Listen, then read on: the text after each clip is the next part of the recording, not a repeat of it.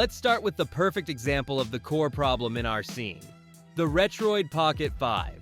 Snapdragon 865 1080p screen, Android 13. On paper, it's a spec monster, no question.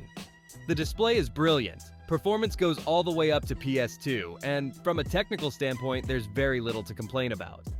But we need to say the uncomfortable truth.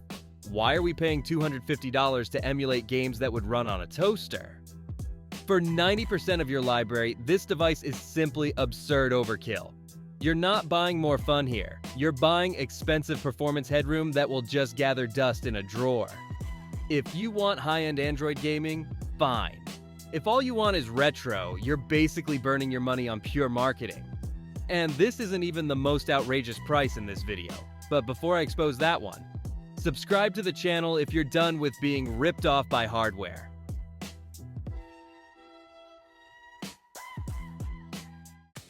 Now it gets really uncomfortable. This is the Ambernic RG406V, and the price for this 4-inch display is going to make you angry. From a technical standpoint, it's solid. Android 13, 8 GB of RAM, good build quality.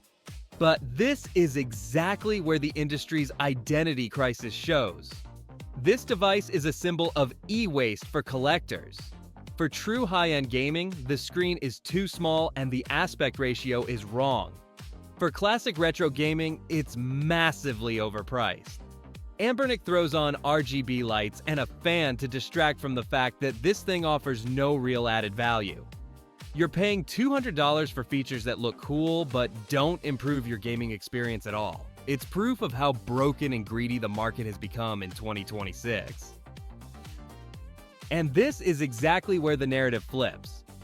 The Trim UI Smart Pro looks boring at first to spec fetishists. No high-end chip, no RGB circus, no premium promise. But that's precisely why it's the solution. A large 5-inch display, a lightweight shell, and a Linux system without the annoying Android overhead. You turn it on and you play. No hours wasted fiddling with menus. It's honest. The performance is exactly enough for what we actually play. You don't ask yourself, why was this so expensive? Instead, you ask, why are the others so shameless? The price is under $100. And suddenly you realize, cheap devices aren't the problem. Expensive luxury handhelds are. But stay with me for a moment, because if you think $100 is the limit, you have no idea how much the big brands have really been lying to us over the past few years. Then we have this little device here. On paper, the Miu Mini Plus looks almost laughably weak. A small screen, barely any power, simple hardware. Nothing you could brag about in a spec comparison. But it shows us that the specs war is a lie. This isn't about performance, it's about feel. With Onion OS, your game boots in seconds. It's pure, logical, and reduced to the essentials. No Android baggage, no overkill. You pick it up and instantly get that retro joy that no $300 device can buy you. The Miu costs under $90 and exposes the expensive competition for what it is. Spend more and you might get more pixels, but you definitely won't get more heart. And now comes the moment when the entire house of lies built by the manufacturers collapses. This is the R36S. No glossy marketing, no famous brand, no hype. Just a simple Linux handheld with exactly one job: launch games and be fun. Yes, the build quality isn't luxurious, but you know what? It plays your games just as well as devices that cost 3 times as much. And now comes the reality check. This thing costs around $60.